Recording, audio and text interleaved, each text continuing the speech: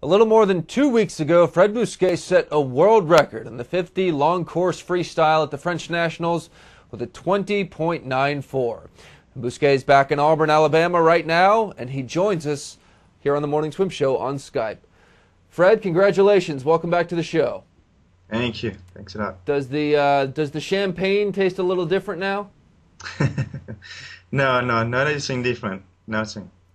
Well, it must have been a very special occasion for you, not just because you broke the world record, but you did it in your home country. Tell us what it was like. Well, it was such a great feeling, especially in a very nice and fast pool also. They're probably the nicest in France.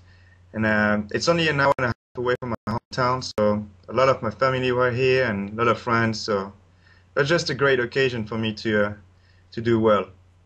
Now, you were the first man to break 19 seconds in the short course yards 50, now the first to break 21 seconds.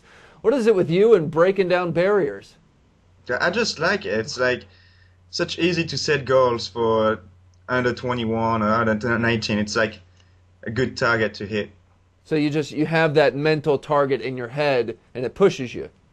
Right, exactly. Just like in '05 when I had the target to go under 19 in the 50 yard. I just thought about it all year long. It got me motivated and kept me working hard all year. Now, according to the conversion that we did, your 20.94 would convert to about an 18.01 in short course yards. Is it amazing for you to think that you've been able to drop a full second in your 50 freestyle in 4, 5, 6 years? Well, it's actually not that much if you think about it. Well, in the 50 it is. No, I mean it's only 0.2 of improvement every year. It's not that big of a deal, I guess. Well, I guess you can say that because you're the world record holder. Most people would probably be thrilled with 0.2 improvement, but it's amazing nonetheless. I think we're splitting hairs here. Thank you. Fred, I want to play you. I don't know if you'll be able to hear this, but our viewers will. A couple weeks ago, we had your coach Brett Hawk on the show, and he talked about being there to watch your world record swim, and just how he thought that the timing was right. We're going to roll that right now. Sure. Fred reached his potential, and I think that's what all coaches want from their athletes, is for an athlete to go out there and do what they know they can do and what they should do. And it was just one of those special moments. And I knew it was going to happen, and I said to Fred, look, right before the race, I said, I didn't come here to help you swim fast, I came here to watch you swim fast. And I knew it was Fred's time, and I could just tell something special was going to happen, and I think the whole crowd could really feel it right before it happened as well. Okay, Fred, I know you couldn't hear that because you're on Skype, but basically your coach said, he just knew the timing was right. He felt that it was going to happen, and he said he was just there to watch you swim fast, not to help you swim fast. Did you have a sense that when you started on that block, I was about to break the world record? To be honest, not really. I felt confident all the way through the meet, but the 50 came on the last day, and as you know, we had to swim prelim, semi, and final in the same day. And the semi-final didn't go as fast and as smooth as I wanted. I only wanted 22.0, where I wanted to hit a 21.6 or 21.7 just to get my body ready to go even faster in the final. So I tied up in the next hour or so before the final, and I started thinking a little bit over and over the race. So when I stepped behind the blocks, when I stepped on the blocks for the final, I didn't really feel relaxed and confident as the rest of the week went, but I guess it didn't really matter at that time.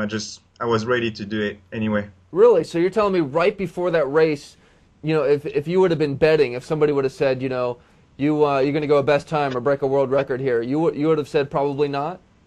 No, yes. I would have said yes. Go a best time for sure. I knew I was going anyway, anything under 21.4. I also thought about 21.2.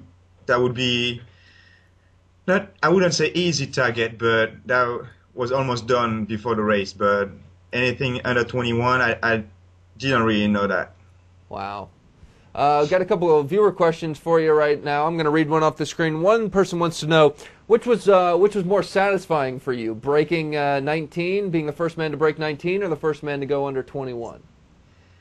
Oh, that's a tough one.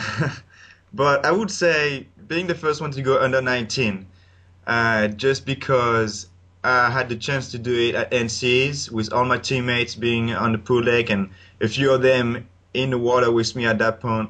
So it was just a lot nicer to be able to share it with my teammate than just being able to do it by myself.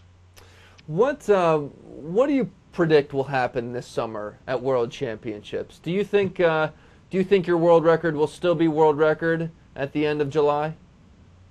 I don't know. It's very hard to say. I know that Cesar has been amazing so far this year. We just saw his result from last week at Brazilian Nationals. And we all know that he can go a lot faster than that. So, and I know he's gonna be a lot faster than 20.9. So it's gonna be my mission to step up again and try to keep up with him. As far as the other guy, I just don't really know what Sullivan is doing right now. He's been 22-4 last weekend. I don't know where he's at in his training and his preparation for World Champs, but I know he can be 21-2 at the Olympics. So whatever he can be at the Olympics, he can go faster this year. You mentioned Cesar Cielo, who you train with, you're obviously close with. Did he call you or text you or email you after your world record? And if so, what did he say? Of course, I got email and text messages from all my teammates here in Auburn. All the swimmers email me and send me text message. Some of them said, we knew you could do it, but you still amazed us. And such, it's very nice to see that. What do you think of, this is another viewer question, by the way, what do you think of Michael Phelps now dabbling in the sprint freestyles? I don't know if he's going to do the 50, but definitely the 100. Do you like that this world, the most famous swimmer in the world is now going to be jumping into your pool, so to speak? You know what? I think it's awesome that Michael decided to do the 100 free, I guess, more seriously. Just because it looks like every single event he did for the past 4 or 5 years, he made such improvement in the event and help everyone else step up and go faster. So I hope he does the same thing for the 100 free and he helps us go faster. Well, Fred, it's been great having you on the show again. We appreciate your time, and next time you break a world record, we'll have you on again. Well, I hope so. You know what? Actually, there's a standing invitation. Anytime you want to come on the show, you're welcome. Okay, thank you. All right, thanks, Fred. That's Fred Bousquet joining us from Auburn. Our thanks to Eurosport Live for the